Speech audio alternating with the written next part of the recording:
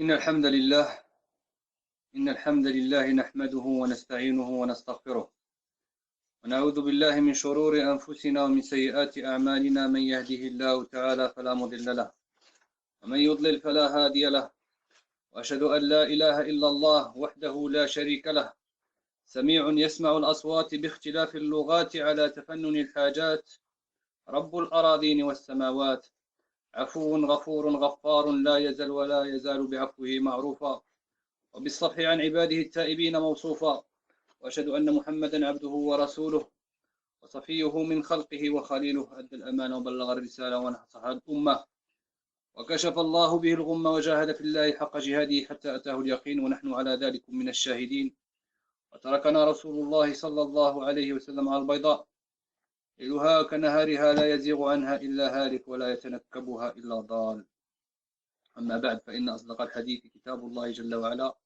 وخير الهدي هدي محمد صلى الله عليه وسلم وشر الأمور محدثاتها وكل محدثة بدعة وكل بدعة ضلالة وكل ضلالة في النار أعاذنا الله وإياكم وجميع الموحدين في مشارق الأرض ومغاربها من النار. Donc on se retrouve ce soir, Inch'Allah Ta'ala, pour traiter un sujet qui ne cesse de revenir sur les réseaux sociaux, qui est le tafwid, et plus particulièrement al-mufawwida, al-ta'ifa al-mufawwida, al-hanabila al-judud, donc les néo-hanabila. Badi'a dit bad'a, ma huwa al-tafwid? C'est quoi le tafwid? التفويض كما قال ابن منظور رحمه الله تعالى التفويض فوض إليه أمره أي صيره إليه وجعله الحاكم فيه. Donc le tafwid, comme il le dit Ibn Manzour, consiste à s'en remettre à quelqu'un concernant une affaire, concernant quelque chose. C'est la délégation de quelque chose. Donc c'est pour ça que al-mufawwida, on les appelle les délégateurs. Les délégateurs. D'accord? C'est l'allégation de quelque chose. Donc ils font quoi? Donc le tafwid, en général, consiste à s'en remettre à Allah subhanahu wa ta'ala en ce qui concerne ses sifat, en ce qui concerne ses attributs. Le tafwid a deux formes. On a tafwid al-ma'na et تفويض الكيفية. تفويض المعنى وتفويض الكيفية. La délégation se divise en deux. Il y a la délégation du sens et la délégation du comment. تفويض المعنى وتفويض الكيف. L'imam Ahmad rahimahullah ta'ala ainsi que d'autres imams de la Ummah ont réprimandé les adeptes du tafwid, ceux qui font le tafwid al-ma'na, et ils les ont considérés comme des groupes de mu'attila, de mubtadi'a, car la doctrine de al-mufawwida stipule qu'Allah subhanahu wa ta'ala s'est adressé à ses serviteurs avec une langue qu'ils ne comprennent pas, avec des mots qui n'ont aucune signification. D'accord? Et donc les serviteurs d'Allah subhanahu wa ta'ala ne comprennent pas ce que Allah attend d'eux en suivant la aqidah des mufawwida. Alors que le madhab de Ahl Sunnati wal Jama'a huwa ithbatu al-ma'na wa tafwid al-kayf. Le manhaj et le madhab de Ahl Sunnah, c'est affirmer le sens des attributs d'Allah subhanahu wa ta'ala et s'en remettre à Allah en ce qui concerne le comment, d'accord, le comment des attributs divins. Ahl Sunnah délègue le comment et non la signification des attributs d'Allah subhanahu wa ta'ala. Il délègue le comment, il relègue le comment des attributs d'Allah et non le sens. Et seuls les adeptes des pensées corrompues comme al-Batiniya, comme Zanadiqa, comme le falasifa, les philosophes, seuls ces gens-là s'opposent à ce principe-là. Le fait de faire tafwid al-ma'na, le fait de faire tafwid al-ma'na subhanahu wa ta'ala revient à dire que le Coran n'a aucun sens. Tout simplement. Et cela implique aussi le tajhil des sahaba radiyallahu anhum wa ardahum. Cela implique le tajhil des sahaba. Ahl sunnati wal jama'a rejette le tashbih, le fait de donner des semblables à Allah subhanahu wa ta'ala. Laysa kamithlihi shay wa huwa as-sami'ul basir. Il n'y a rien qui lui ressemble subhanahu wa ta'ala. Et c'est lui l'audient, le clairvoyant. Ar-Rahmanu ala al-arsh istawa. قال مالك وربيعة ربيعة الرأي شيخه الاستواء معلوم والكيف مجهول والإيمان به واجب والسؤال عنه بدعة. Le tout miséricordieux s'est établi sur le trône. Malik, dans sa célèbre parole, il a dit l'établissement est connu, le comment est méconnu. La foi en cela est une obligation. Et le fait de poser des questions à son sujet, c'est-à-dire au sujet de al-istiwa, est une bid'a, est une innovation. Puis il a ordonné de faire sortir le mubtadi' qui est venu demander et poser cette question. Donc ici, Malik, rahimahullah ta'ala, a fait tafwid al-kayf.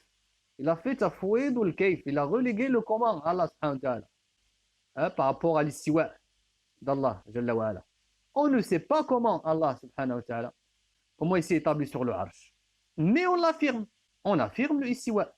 Le sens propre du terme est bien connu. Al-istiwa ou ma'loum. Il s'est élevé. L'élévation, le fait d'être au-dessus. Al-Mufawwida disent quoi? Qu'est-ce qu'ils disent Al-Mufawwida? Ils disent on ne connaît ni le sens de l'istiwa, ni le comment de l'istiwa. Attendez. Al-Mufawwida. Lorsque Allah subhanahu wa ta'ala parle dans le Coran, et il dit dans un autre verset, لِتَسْتَوُوا عَلَى ظُهُورِهِ لِتَسْتَوُوا عَلَى ظُهُورِهِ, en parlant de dabba, en parlant de... Il a dit afin que vous vous installiez sur leur dos. C'est clair. Vous n'allez pas dire on va faire le tafouid, si on ne comprend pas ce que l'istiwa veut dire. L'istiwa veut dire ici le sens propre, le sens de base, le sens premier du terme. Les Arabes le connaissaient, on le connaît, c'est être au-dessus, c'est s'élever. D'accord? En somme, Al-Mufawwida disent on ne comprend pas ce que Allah nous dit. Tout simplement, dans le verset. Comme si Allah subhanahu wa ta'ala s'adressait à ses serviteurs dans le Coran avec une langue qu'ils ne comprennent pas. Ayu'qalu hada. Ayu'qalu hada. Allah subhanahu wa ta'ala s'adresse à nous avec un langage que on ne comprend pas. Billahi alaykum. Wallahu ta'ala anzala al-Qur'ana bilisanin arabiyyin mubin. Comme il l'a dit subhanahu wa ta'ala dans Surat Ash-Shura, il a fait descendre le Coran en une langue arabe très claire. يقول ابن كثير رحمه الله تعالى بلسان عربي فصيح كامل شامل ليكون بينا واضحا ظاهرا. Regardez. Ibn Kathir rahimahullah ta'ala, il dit en une langue éloquente. Le Coran a été révélé avec en une langue éloquente. La langue arabe est une langue éloquente, complète, parfaite, claire, évidente. C'est le tafsir d'Ibn Kathir rahimahullah ta'ala. بقرآن عربي مبين. شيخ الإسلام ابن تيمية رحمه الله تعالى يقول قول أهل التفويض الذين يزعمون أنهم متبعون للسنة والسلف من شر أقوال أهل البدع والإلحاد. Regardez ce qu'il dit Cheikh l'Islam ibn Taymiyyah rahimahullah ta'ala. Il dit les paroles des gens du tafwid qui prétendent suivre la sunna et les salaf détiennent les pires paroles parmi les gens de l'innovation et de l'athéisme. Cela mène à l'athéisme, à l'ilhad. Et cette parole de Cheikh l'Islam ibn Taymiyyah rahimahullah ta'ala est rapportée dans le livre Dar al-Ta'arud. L'imam Ahmed rahimahullah ta'ala, imam al-Mihna, disait al-Mufawwida sharrun min al-Jahmiyya. Il disait al-Mufawwida, ils sont pires que les Jahmites. Ils sont pires que les Jahmites. Ils sont plus dangereux que les Jahmites, al-Mufawwida. Sufyan ibn Uyayna rahimahullah ta'ala, كان يقول أمروها كما جاءت بلا كيف. Concernant les attributs d'Allah subhanahu wa ta'ala, Sufyan ibn Uyayna, il disait, faites-les passer, c'est-à-dire ces textes sur les attributs d'Allah subhanahu wa ta'ala, faites-les passer comme ils viennent, comme ils sont venus, sans leur donner le comment, sans donner le comment de ces attributs d'Allah subhanahu wa ta'ala. Quand Sufyan ibn Uyayna rahimahullah ta'ala a dit, faites passer ces textes sans leur donner le comment, cela veut dire que ces attributs avec lesquels Allah subhanahu wa ta'ala s'est qualifié dans son livre, qui sont présents dans le Coran et dans la Sunna, on ne leur donne pas un ma'na majazi. On ne leur donne pas un sens figuré. On ne fait pas de sous-entendu. On ne fait pas de ta'wil. On ne leur donne pas une interprétation. D'accord? Donc on donne à ces attributs le sens premier qui nous vient à l'esprit. Donc ceci concerne par exemple al-yad, al-wajh, al-nuzul, la descente d'Allah subhanahu wa ta'ala le dernier tiers de la nuit. D'accord? سواء كانت هذه الصفات صفات ذات سواء كانت صفات ذات أو صفات مشيئة صفات فعلية.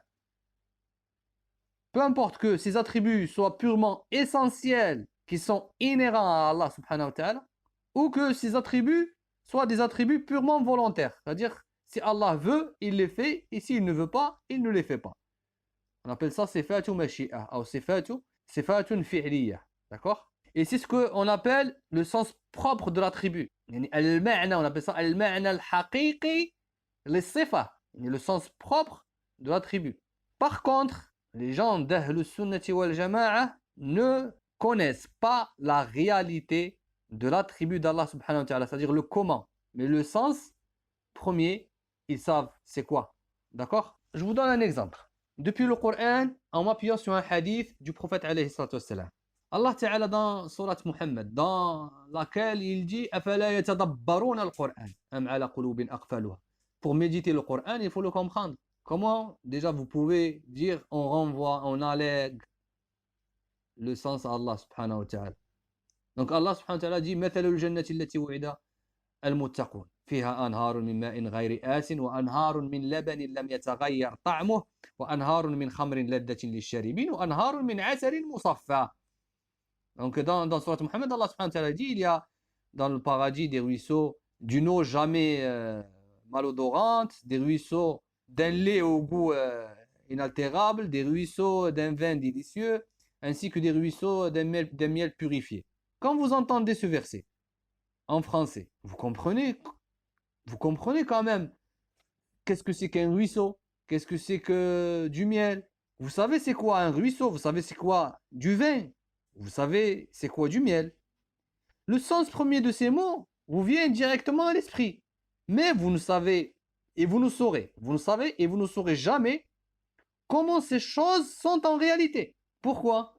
Car le prophète alayhi salatu wassalam, dans le hadith rapporté par Muslim, في الحديث القدسي يقول عليه الصلاة والسلام أعددت لعبادي الصالحين ما لا عين رأت ولا أذن سمعت ولا خطر على قلب بشر. Donc, on sait c'est quoi un ruisseau, on sait c'est quoi du miel, on sait c'est quoi du vin, mais est-ce que ces choses que nous connaissons dans la dunya sont les mêmes au paradis? Non. J'ai préparé à mes serviteurs vertueux ce que nul œil a vu, nulle oreille a entendu et ce que nul esprit n'a jamais imaginé. Donc tout ce que tu pourras imaginer ne sera jamais comme ça au paradis. D'accord? Donc, les ruisseaux, le vin, le miel au paradis ne sont pas les mêmes à ceux qui sont dans la dunya. Ils existent? Oui, ils existent. Ils existent ou pas? Ils existent. Donc on ne va pas démentir le Coran. Allah a dit que ces choses-là existaient au paradis. Walakin, comment ils sont? Allahu a'lam. Seul Allah subhanahu wa ta'ala connaît leur réalité. D'accord? Mais on dit aussi cela pour les attributs d'Allah subhanahu wa ta'ala. Allah subhanahu wa ta'ala a des attributs. Allah subhanahu wa ta'ala a des mains. Allah subhanahu wa ta'ala a un visage. Et là, une fois, je me rappelle, j'avais débattu en public sur Twitter avec Bajrafil, en arabe. Et je sais que c'est un Ash'ari. Je lui ai posé une question. Et je lui avais dit, est-ce que Allah subhanahu wa ta'ala a des mains? Il s'est faufilé et il n'a pas répondu à la question. Et il commence à donner des interprétations. Et c'est le manhaj des Ash'ari. Donc Allah subhanahu wa ta'ala a des mains. Allah subhanahu wa ta'ala a un visage. Allah subhanahu wa ta'ala se met en colère, yaghdab. Al-maji', on affirme al-maji', yani la venue. Wa ja'a rabbuka wal malaku saffan saffa, comme Allah subhanahu wa ta'ala l'a dit dans le Coran. Donc, mais on ne sait pas, on allègue ces choses-là à Allah subhanahu wa ta'ala. Seul Allah sait le comment. Le fait de déléguer le sens des attributs à Allah subhanahu wa ta'ala, yani faire le tafwid al-ma'na est en réalité un ta'n في القرآن, est en réalité un dénigrement et un rejet du Coran. Et ces gens sont pires que al-murji'a. Ces gens sont pires que al-murji'a, sont pires que al-asha'ira. En fuyant le tamthil, c'est-à-dire donner des semblables à Allah subhanahu wa ta'ala, ils sont tombés dans le ta'til. Ils ont annulé les attributs d'Allah subhanahu wa ta'ala. C'est pour cela que on les appelle comment? On les appelle al-mu'attila. Al-mu'attila, les annulateurs, les négateurs. Ils annulent les attributs d'Allah subhanahu wa ta'ala. On les appelle aussi ahlu tajhil. Ibn Taymiyyah rahimahullah ta'ala, il les appelle comme ça dans Majmou' al-Fatawa. Ahlu tajhil. Ils nient les sifat d'Allah subhanahu wa ta'ala. Pour eux, Allah n'entend pas, Allah ne voit pas et Allah ne parle pas. Et lorsque les Asha'ira parlent de parler, ils approuvent yani, sifatul kalam, ils parlent de la parole psychique et non la parole avec un son et des lettres. La parole psychique, Allah parle, oui, mais hada kalamun nafsi. Donc, il nie les attributs d'Allah subhanahu wa ta'ala, sous prétexte que ces attributs en question nécessitent des organes du corps. Donc en fuyant, ils sont tombés dans le ta'til. En fuyant le tashbih, ils sont tombés dans le ta'til. Donc si tu affirmes, si tu fais le ithbat, et tu dis que Allah subhanahu wa ta'ala a des mains, et si tu dis Allah subhanahu wa ta'ala entend, Allah subhanahu wa ta'ala yadhak, Allah subhanahu wa ta'ala yanzil, Allah subhanahu wa ta'ala mustawin ala arshi, Allah, tu donnes des attributs à Allah subhanahu wa ta'ala, et ils te disent, là, vous faites du tashbih, al-mushabbiha. C'est pour ça qu'ils nous traitent de mushabbiha. Ils disent, ah, vous êtes des mujassima, vous êtes des mushabbiha. Non, on n'est pas des mujassima, on n'est pas des mushabbiha. Le manhaj de Ahl-Sunnah wal Jama'a, wasat, la tafrit wa la ifrat. Dans tous les sujets, comme il le dit Ibn al-Qayyim, rahimahullah. Donc, donner des semblables, faire du tashbih, faire du tamthil, est une chose que rejettent les gens de la Sunnah. Cette manhajiyya est infondée et n'est qu'illusion. On ne donne pas de semblable à Allah subhanahu wa ta'ala. Wal'iyadhu billah. Al-Mu'attila et Al-Asha'ira annulent les attributs d'Allah subhanahu wa ta'ala. Il y a une divergence entre les deux sectes, dans le degré de ce ta'atil, de cette annulation. Et le fait d'annuler un attribut d'Allah subhanahu wa ta'ala, ceci mène au fait de dire qu'Allah n'a pas d'attribut. Al-Asha'ira affirme en effet 7 attributs. Min bayni الصفات التي يثبتونها أو يعترفون بها. الأشاعرة, il y a la science, il y a l'ilm, la capacité, القدرة, la vie, الحياة, l'ouïe, السمع, البصر, la vue, la volonté, الإرادة et la parole, الكلام. Et comme on a dit, الكلام النفسي, la parole psychique, une parole intérieure. Allah ne parle pas. Alors, Allah n'a pas parlé à Moussa, taklima. Donc, il rejette des notions du Coran. Le reste des attributs d'Allah subhanahu wa ta'ala, les Asha'ira, soit ils les annulent, soit ils les interprètent d'une manière erronée. Ce qui est ajib, subhanallah, c'est que les néo-hanabila qu'on voit aujourd'hui prétendent que le mu'tamad dans le madhab des hanabila est le tafwid. Et certains se basent sur les paroles de Sulayman ibn Abdel Karim, al-mulaqab bi Najim ad-Din, qui était munharif dans la aqida. La question qu'on pose maintenant, une simple question qu'on pose au Mufawwida. Est-ce que l'imam Ahmed, rahimahullah ta'ala, faisait le tafwid du sens? Est-ce que l'imam Ahmed faisait le tafwid du sens de al-ma'na? Est-ce que l'imam Ahmed, rahimahullah ta'ala, disait Kalamullahi ghayru makhlouq wa ufawwidu ma'na al-kalam ila Allah? Est-ce qu'il disait cela? Il dit, est-ce qu'il disait la parole, est-ce que l'imam Ahmed rahimahullah ta'ala disait la parole d'Allah n'est pas créée? Ceci dit, je m'en remets à Allah concernant le sens de la parole d'Allah. Est-ce qu'il disait cela? Hein? Est-ce qu'il disait cela, l'imam Ahmed? La kalla, wa alfu kalla. Contraire, l'imam Ahmed rahimahullah ta'ala, il a affirmé la parole d'Allah subhanahu wa ta'ala, ainsi que le ma'na, ainsi que son sens. Il l'a affirmé en opposition avec le madhab des Asha'ira. Et même ceux qui ont suivi la voie du ta'wil parmi les Hanabila, comme Ibn Aqil, Ibn al-Jawzi, ils n'ont pas pu s'opposer aux paroles de l'imam Ahmad rahimahullah ta'ala dans ce chapitre. Même Ibn Aqil, il a عنده رسالة مفردة, il a une رسالة مفردة dans laquelle il réfute les Asha'ira. Parmi les savants que les néo-Hanabila, al-Mufawwida, contemporains citent et qui prétendent que leur madhab est le tafwid, il y a Ibn Qudama al-Maqdisi. Alors qu'Ibn Qudama, rahimahullah ta'ala, des fois, il fait le tafwid. Personne ne peut le renier. Cela se trouve dans ses livres. Des fois, il faisait le tafwid. Et des fois, il faisait le ithbat.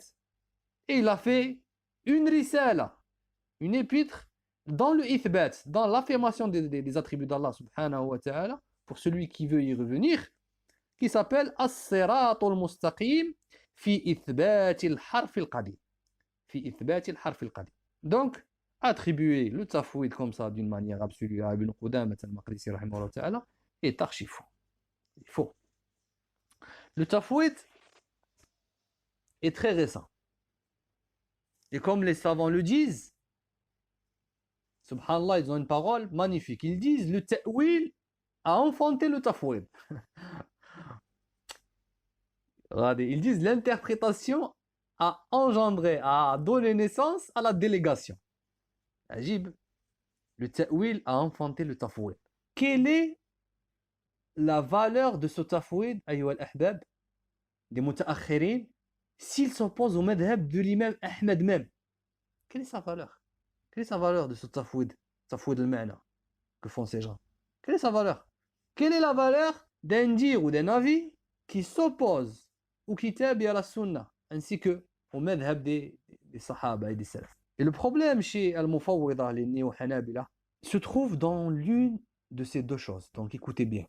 Le problème des Mufawwida, néo-Hanabila, se trouve dans l'une, il n'y a pas une troisième, se trouve dans l'une de ces deux choses. Le premier, c'est le fanatisme dans le tamadhub qui les a entraînés à traiter les questions dogmatiques comme les questions juridiques. Sawa'an bi sawa'. Donc je répète, le premier problème, les causes de leur déviance, c'est que le fanatisme dans le tamadhub les a entraînés à traiter les questions de la aqida comme les questions du fiqh. Sawa'an bi sawa'.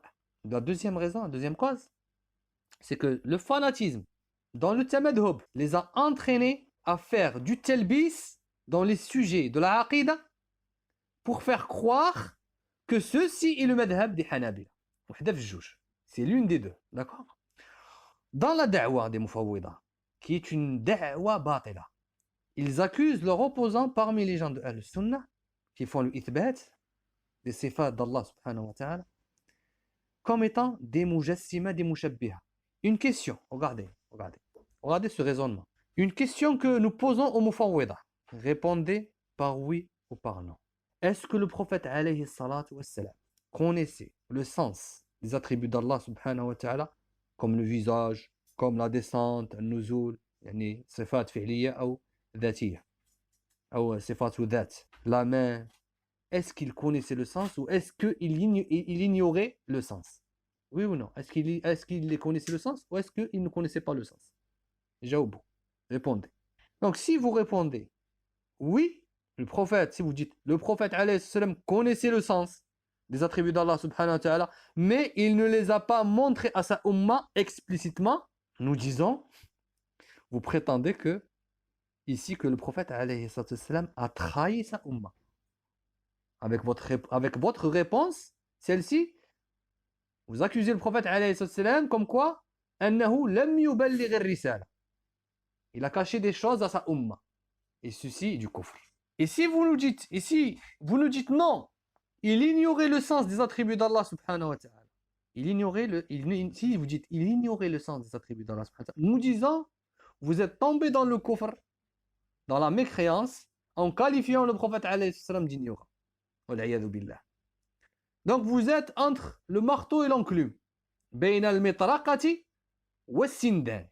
Et les Asha'ira ont en réalité deux madahib, أيها الإخوة. Donc les Asha'ira, ils ont deux madahib qui prétendent être la vraie voie. Écoutez bien, ils ont deux madahib. Ils ont le ta'wil et ils ont le tafwid.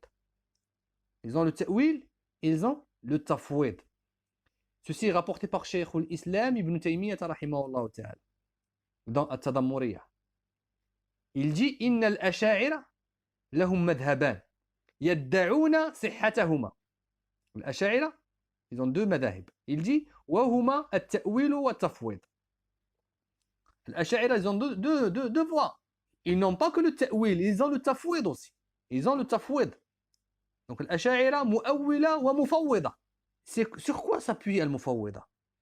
Pour dire qu'il faut faire tafwid al-ma'na des attributs d'Allah subhanahu wa ta'ala. Comme quoi il faut s'en remettre à Allah concernant le sens des attributs. Alléguer le sens des attributs d'Allah subhanahu wa ta'ala. C'est quoi leur argument? Le premier est la parole des salaf. Il s'appuie sur des paroles des salaf.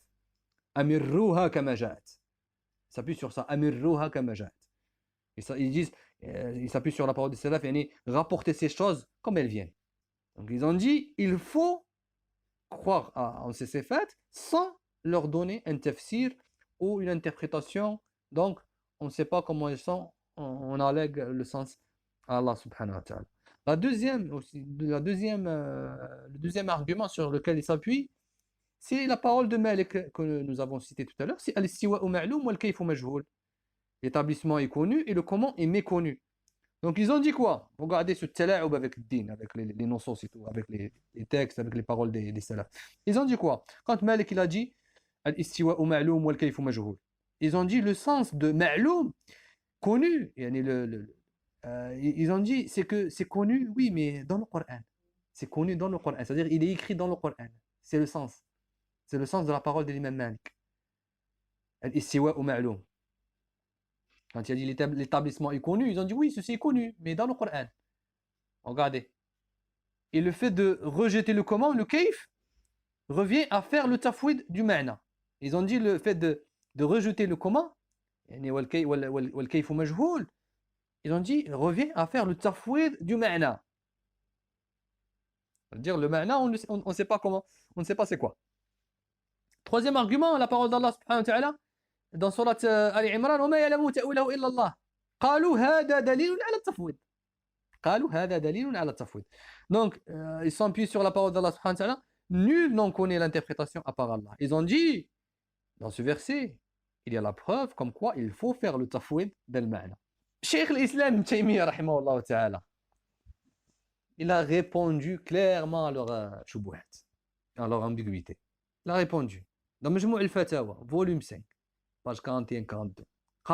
Il a dit quoi? Il a dit, aussi dans Al-Hamawiyya, il a répondu, rahimahullah ta'ala. Il a dit, أما قول السلف أمروها كما جاءت فمعناه عندهم الإيمان بها وإثباتها والرد على المعطلة الذين أنكروها. Regardez.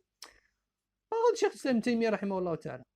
Il a dit, quant à la parole des salaf, faites passer ces textes comme ils viennent. Ceci veut dire, il faut croire en ces attributs et les affirmer. Et ceci est une réplique aux annulateurs qui les rejettent. Al-Mufawwida se base aussi sur la parole d'Ahmed. Il y a une parole d'Ahmed qui dit la kayfa wa la ma'na. Et en se basant sur cette parole, ils ont dit ouais, c'est bon, on fait le tafwid al-ma'na. Ahmed, il a fait le tafwid al-ma'na. Il y a une parole de l'imam Ahmed qui dit on ne connaît pas le comment et on ne connaît pas le sens. Et ils ont dit on allègue le sens et le comment. قول الإمام أحمد لا كيف. Ils n'ont pas compris les paroles de l'imam Ahmed en réalité. La parole de l'imam Ahmed رحمه الله تعالى قوله لا كيف هذا رد على أهل التمثيل. Quand il a dit on ne connaît pas le comment, ceci est une réplique au mushabbiha أهل التمثيل. Et lorsque رحمه الله تعالى il a dit ولا معنى, on ne connaît pas le sens, ceci est une réplique aux gens de l'annulation, aux annulateurs et aux gens de l'interprétation, comme l'Asha'ira. رد على أهل التعطيل والتأويل.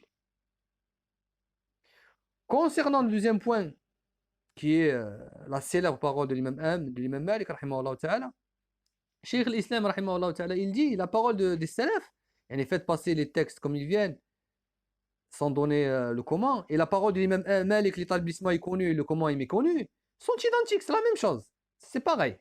Il dit ensuite, rahimahullah ta'ala, innahu la regardez, des paroles en or de Cheikh l'Islam Taymiyya, rahimahullah. Il dit إنه لا يحتاج إلى نفي علم الكيفية إذا لم يفهم عن اللفظ معنى وإنما يحتاج إلى نفي علم الكيفية إذا أثبتت الصفات. Traduction, il dit quoi, rahimahullah ta'ala, il dit on n'a pas besoin, regardez, il dit on n'a pas besoin de nier la connaissance du comment si on ne comprend pas le sens du mot. Mais on a plutôt besoin de nier la connaissance du comment si on affirme les attributs. Ce qui veut dire ici l'imam Ibn Taymiyyah, rahimahullah ta'ala, il dit pour s'en remettre à Allah subhanahu wa ta'ala sur le comment de l'attribut, eh ben, il faut avoir déjà le sens. Il faut connaître le sens. Tu ne peux pas remettre à Allah subhanahu wa ta'ala le comment, déléguer le comment à Allah subhanahu wa ta'ala alors que tu ne connais pas le sens de la chose. Donc remettre le comment à Allah subhanahu wa ta'ala, il dit, regarde, il dit on n'a pas besoin de nier, de rejeter la connaissance du comment si on ne connaît pas le sens. Il dit mais on a plutôt besoin de rejeter la connaissance du comment si on affirme les attributs. Parole en or. Juste avec cette phrase, il démolit, subhanallah, la aqida des mufawwida.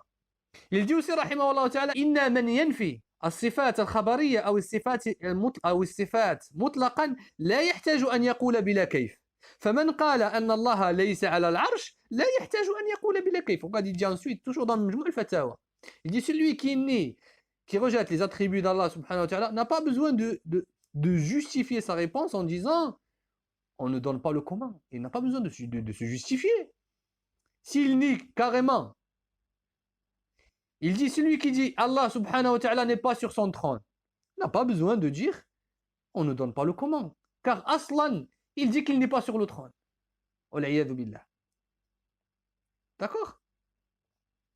Il veut dire quoi ici clairement, Ibn Taymiyyah rahimahullah ta'ala, il veut dire quoi? Il veut dire que celui qui fait le ithbat, celui qui affirme l'attribut d'Allah subhanahu wa ta'ala, c'est cette personne-là qui est en droit de faire de la délégation, التفويض du كيف, التفويض الكيف du comment à Allah subhanahu wa ta'ala.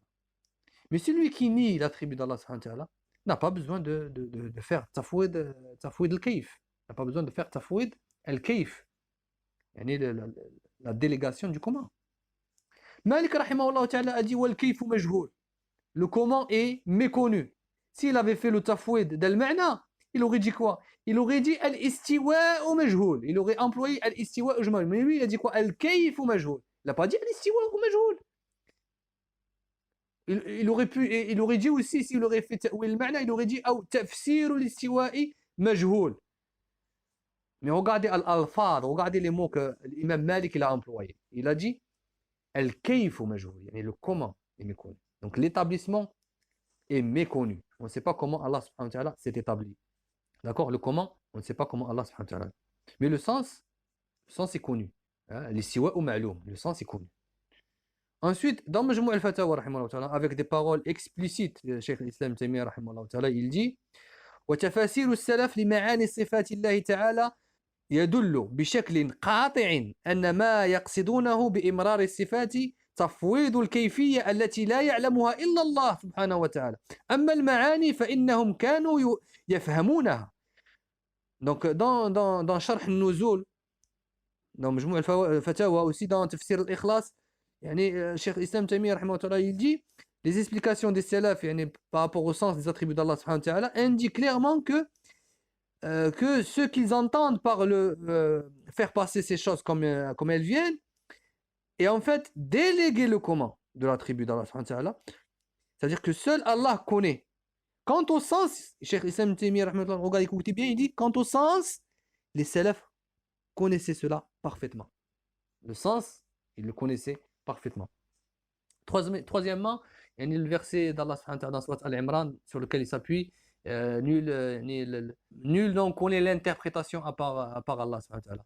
Ils s'appuient ici sur une lecture, une qira'a qui préconise le waqf pour défendre leur avis et leur position. Yani sur illallah. ولا يعلم تأويله إلا الله. Donc ceci concerne tafwid al-kayfiyya et en fait ceci concerne tafwid al-kayfiyya et non tafwid al-ma'na. Donc tafwid al-ma'na que ces gens défendent et prônent nous appellent à ne pas méditer le Coran comme on l'a dit au début ou le comprendre comme si on était des a'ajim, comme si une personne on lui parlait avec une langue qu'il ne comprend pas ou comme si on était des animaux, ajmawat. On ne comprend pas, on ne parle pas, on ne comprend pas ce qu'on nous dit. Allah subhanahu wa ta'ala nous a appelés à méditer le Coran. D'accord? Et on ne peut pas méditer le Coran si on ne connaît pas le sens de ce qu'on lit. Al-Mufawwida veulent en réalité propager implicitement. Regarde, Al-Mufawwida veulent en réalité propager indirectement l'ash'arisme avec une saveur hanbalite. Al-Mufawwida veulent en réalité aujourd'hui propager indirectement l'ash'arisme avec une saveur hanbalite. Ni plus ni moins. Ahl Sunnah wal Jama'a font le ithbat, affirment les attributs d'Allah subhanahu wa ta'ala et relèguent le comment de ces attributs à Allah jalla wa ala. Allah subhanahu wa ta'ala قال قل هو الله أحد الله الصمد لم يلد ولم يولد ولم يكن له كفوا أحد في قراءة كفوا أحد أي ليس له مثيل ولا شبيه ليس له مثيل ولا شبيه. D'accord? Nul n'est égal à Allah subhanahu wa ta'ala. Nul n'est égal à lui. D'accord? Il n'y a rien qui lui ressemble et c'est lui l'audient, le clairvoyant. Dans ce verset, Allah subhanahu wa ta'ala fait du ithbat. Le ithbat de as-sam' wal-basar. ليس كمثله شيء رد على المشبهة والمجسمة وهو السميع البصير رد على المعطلة والمفوضة. D'accord? Donc نكتفي بهذا القدر إن شاء الله تعالى. نسأل الله سبحانه وتعالى أن يرينا الحق حقا ويرزقنا اتباعه وأن يرينا الباطل باطلا ويرزقنا اجتنابه. نسأله سبحانه وتعالى أن يهدينا وأن يهدي بنا وأن يجعلنا سببا لمن اهتدى. نسأله سبحانه وتعالى أن يبلغنا رمضان وأن يغفر لنا ذنوبنا وإسرافنا في أمرنا. سبحانك اللهم وبحمدك نشهد أن لا إله إلا أنت نستغفرك ونتوب إليك. بارك الله فيكم. جزاك الله خيرا.